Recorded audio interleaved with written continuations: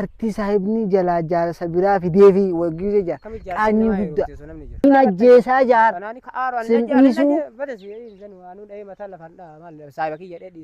Assalamu alaikum warahmatullahi wabarakatuh. Deebinee dhufnee jirra. Dhiifama gaa qoflaan eegalle salaamtaa jimnee dura. Assalamu alaikum warahmatullahi wabarakatuh. Kabajamtoota hordoftoota keenya jirra jirtu bakka isin jirtan nageenya jiraatu. Kabajamtoota hordoftoota keenya jadid erga video lin warabu ini amata lama ini baatee lama guyyaa lama eega wajji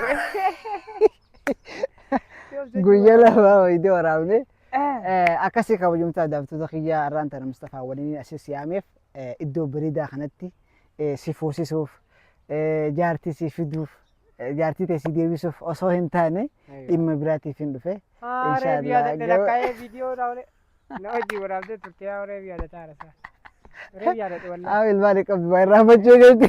Mau jalan tu sinar tu jero. Mau jalan la Roza tu kerja segala. Roza sih nak di set sifin di sana kong kamu. Boleh kamu nasra. Ay Roza boleh kamu cu.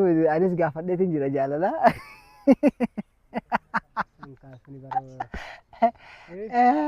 Ama beta tenya saya boleh Devina anak muan dufef takajira. Mukhtar. Si atwai rewolutan. Warra walotan illee beeku garuu Mukhtar akkana si barbaadutti jira. Baadiyyaa kutee malee osoo baadiyyaan deemin dura ismaaf hin taawwana bakka ammaaf caaltuun barbaadee kute. Garuu gaafan caaltuu harkee yookaan harkuu baaddees gariimii Mustafaa jechaa jira. Gariimii jechuu gaanii beektaa. La gabbuu si qoma kaasaniiti. Ihtiraam liman la ihtarimak irfaa asbaka alwusta ijaaramni tasannitiif deemtaatiisi. Anamma badii atis hin qabdu garuu qabaachuu keessa dhibbara dhibban beeku. Waan kana wati harka keessaa hanga baattu taate dhuguma sannatti walitti isin ararsuudhaaf hin deemaa. Namas Mustafaan Mukhtaar akkana wallahi dhugaan si barbaada jechuudha.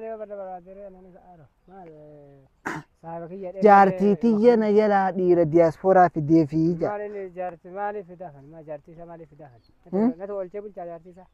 Siit mucaa wal barsiisanii akka inni nagalafoodha akka inni itti heerumuu isaatiitu siitaati jee janajjanee fi gurbaa isiillee niin heeruma jennan heerumii maal rakkoo qaba jeeni. Duuba heerumtu ka duuba buleetti taatee waggaa lama guutuu gatee biraa deeme akkam gootaati. Ati waan kana keessa maaltu si natti hima fakkeenya. Ati waan kana godhu jirta si jeeni du. Hin jenneeni silumaafuu dubbii silaa osoo na bira dhufteellee jedhuuni garuu hin jenneenis. Kijiba gurguddaa kanaan deema. Anaa miti ka jedheen ennaan dirqiin manni isii eessa mana isii nageessii naan jedha. Mana isii irraa maal godha mana isaan dhaqu yoo tumu. Amma barisi baadiyyaa jirti baadiyyaa bira kutee isichi barbaadu jira. Amma inni osoo isii barbaadu kutee baate arraan tanaahu siif dhufa ture. Sindiisuu wallahi ablee bitatee olii gad deemu jira. Daa'immaniin sodaachisan amma ati jaalmaa ijaarsa jaartii jirtu maaltu maal sinaqe. Aboo obboleessa kiyyaa waan akkanatti quban qabu. Kaisaa uta hin qabu quban qabu jii firraa wanta jii malee duba yoo tanaaf viidiyoo isii wajji waraabdeeti viidiyoo isaatu irraa waraabee jaarsa jaartii walitti fidee viidiyoon waraabaa nama fakkeenya haaltuun tun jaartii Mukhtaarii fayyade ani fakkeenya yoo ni kee walumaa galaan warruu kadhatee dadhabe obboleessi isaa kan qabaatu maammaanuu kunuu kadhatee ni beekaa bara kadhatee dadhabe ati immoo dhala namii dhamte jechuudha ammoo maal jechuudha. Amma ati sitti gaafatamaa dhalaatiin taa'aa osoo hin taane jennaan obboleetti dhalaa miti mitaati miti isiin obboleetti jaarsa jaartiidha isaan akka fadhantaanis Mustafaa fuunaan galas lara fuudhanii ennaan jaarsa jaartii ma jechuudha. Jaarsa jaartiin ka fuudhee horataa ka obboleettii ta'e yoo fira kee yoo taate yoo inni miidhee amata lama guutuu irraa bahee duuteef jirti isii quban qabne maal osoo obboleetti ta'e taate irraan hiitu ati ofii keetii deemtee shari'aa akkamtu ji'a ijaa amata lama dhalaa kophaa teessisaa. Amma ati isiirra ati immoo isi dhalaan dubartii gargaaraa osoo hin taane masruufa kanaaf hin jiru. Beti atillee amma akkana hin beekne masruufa kanaaf hin jiru. Oo deemuu diinoo irratti hin qaatini jadi saayiba kiyyattee rangoriin mucaa osoo masruufaa kenneefi masruufa wayituun kennuufi takkuun kennine masruufa amata anuu ji'a ja'a urga galee wama takkan argine achiin durallee amata lama inni isiinuu naamte argine illee obboleessan isaallee naamte osoo masruufa kennine amma kana sikki jibdi laal kana sikki jibde kana sikki jibdeeti waa'ee masruufaa osoo hin taane masruufa wanni isaan qabanu horii wali qabanu gurgurattee horii meeqa see horiin amata shan nama horatu kun maal amata shan eegataa bira amata lama guutuu horiin nama horatu maal mana kiraa fi daa'imman qalabbii masruufa ta'e amata takkaan geenye boo'e gawlolan idaaraffaa takutte tawlolani Amata kun amata. Horii mee waliin qaban. Bar inni araarfatee mana Horii mee deeffatee. waliin qabanii. Inni barta amma inni badiin qabu Ati amma. quban qabdu yaa Ani waan quban kam hin qabne. Manatti itti dhufee kadhatee isi mana ari'ee tasanii hooniin fi wanta taate diddeemi araarfatu jira. Isa araarfatu jiru san jaasa jidduu maaltu Jaarsi obbolee anima. Dhugaa. Amma dhuguma isa yoo ka dubbannu taate amma akka haasawaa jirtu kanatti akka dhugaa ta'us jala walitti araarsi malee akka biraa fiddee fi Muktaar daa'ima fuudhee kijiba guddaa isii ilaal Muktaar daa'ima ofiitiin fuudhee Mustafaan wajjin fuudhee jedhee achi deebi'ee caaltumaanuu waliin oofuuf kaanuu quban qabne kaanuu ganamarraa galgala rabbee obboleessa kee walii isin araarsadhee jara lachuu bira dhaqee caaltuulleen gara ati isarra gortatti Muktaarillee gara ati isirra gorta naan jedhu. Kana hundaa dhiise callisee ayyee rakkoon qabu ani hirimaaf isinii shuggaran naa jettanii fi miti rakkoon qabu dhiise. Fil akhiir isiin abbaa feetetti heerumtee dhiiftee waan akkasii wanni na feetu. bar heerumuu mirga qabdi. Duuba maaltu na dakalee na Deebisuu gaafatta. ati isaanuma jidduu aannan ergine aan akka inni ijjuutu siif yaadee dhufe. Maaliif na Ni gaafatta? najjeesaa jaar. Kanaani ka'aaru ani Sin najjaa dhiisuu. badasi san waanuu dhahee mataa lafaan dhaa maal saayiba kiyya dhee dhiise malee. Ati kanuma jidduu maaltu maasina baramma. Sana kee maaliif isaa? No jara lameen kana ati hanga dandeessu walii jaaluu araarsi malee Yaale. fiddee gurbaa inni si wal jaalana jiru fiddee wajji teessee waan biraa wajjin. Mucaa wajjin argamin jechuu keeti. No Maaliif akka? argamuun sun firra ragaa baatee bara. Maal ta'u? Nageerumaaf argamuu qabdu ati sila. Ija dhugaatiin ilaale akka kijiba malee durumaa. Dubbii takka takka bara ifitti waa bituu jaamaa bara. Ifumaa diina fi bitu jechuudha. Ati amma diina ifumaa fi bitte. Akiyyaa rakkoon qabu dhala namarra. Anamma isin lachu dharaa miti. Osoo dubbii sana harka keessaan qabaanne ichitti maaliif argamta? Bakka fedhe argama abbaa fedhe bira maa eenyu na dhooga. Maa ofii dhufee dhugaa barbaada dhufee inni oshee wajjin dhufanii nama lamaan muu. Yaa boo amma isinii kun nama hojii nyaate nama waan akkanaa jechuudha. Wanni irra walotan illee waan sheemii guddaadha. Jaartii saahibni jalaa jaalasa biraa fidee fi waggii jaa qaanii guddaa. Kunis waan biraati. Taati gootes ta biraati. Akkami heerumti? Bar dubbii fakkaata Mustafa. Akkami jaartiin nama osoo hin jirtu heerumti jedhee osoo yoo yookaan sadii rabbiitiin dhiira ta'u dafee tallaqee ofirraa durumaayyuu jechuudha amma miti. Osoo isiin guyyaa meeqa roqaan isaa naa kenni irraa raafuu naa jette. Anamma wanni inni dhufeef inni ittillee ni minnaan jee na dhageessee fi Maalitti nama. tasilaamaa itti beedhiin dhabe. Wamootana dubbii tana keessaa fagaadhu. Caaltu birattis hin dhiyaatin isaas ni tasgabbeessa hangaan danda'utti. Ammoo karaa irratti wanti gizee wal harkitanis akka harkaan walitti wanta hin jenne. Sheetichi harkaanuu sin dhiisuu si harki. Wanna caaltuma sodaachisee hin dhaqee yaa isima sodaachisee dhiibee karaa fa'aa itti fiigaa gizee takka takka waarku. Anis ma sodaachisee obboleessa kiyya nuu miti. Nu nama tuu'inee. Amma ati amma ati rakkinuma kana maaltu ma keessa. Aboo rakkinna lafaa kaatee maal rakkinna Bara mara koofiseen ta'eeti feetu toltu hojjedhu feetu hamtu hojjedhu rakkoo fidhaltee diina fidhaltee. Muktaar way shukran naara jedhu. Shukranii miti bara amma jaartummaan ammaati heerumi maal jetteeni fi gargaartuu. Garga. Kunni hundi olola. Ololaa dubbiin akka hundattu sumarra deemaa jiru. Kanarra taa'an kaa hunduu jedhee baran. Ani isinillee heeruma hin jenne mirga qabda obboleettiiti. Baay'ee gorsee taa'ii akka lamitti itti yaadu. Ati immoo anas hin jiru dhagaye. Koo kanarraa dhagaye. Taa'ii itti yaadi jedheen isinillee itti deemi. Wanni kee keessa dhuunfaa kee keessa nagalcha hin jiru. Akka saahibummaatitti akka firummaatti akka wal beekumsaatti wal beekne bakka feete viidiyoo waraabaaf. Dhimma isii keessa wanni nagalcha hin jiru.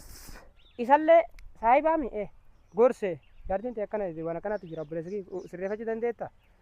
Anarratti moo dhiirri hin jira akkasii fol jedhee uttaalee dadhabsiise guyyaa sana. Ayyee rakkoon qaba moo saahibummaa kenna sun tabiraati. Dhimma namaa keessa garaa nama dhimma isaa keessa hin galle fakkeenyaaf. Dhimma isiin heerumteedhaaf ammoo isirraa godhuu hin qabu. Galtee Bafeetee heerumti yoo fedhe. jaartii saahiba keetiiti irraa fagaachuu qabdi. Irraa fagaachuu qabdi. Heerumtee baraa kana jaarsa beetu warra jenneefi. Eenyu warra kamta?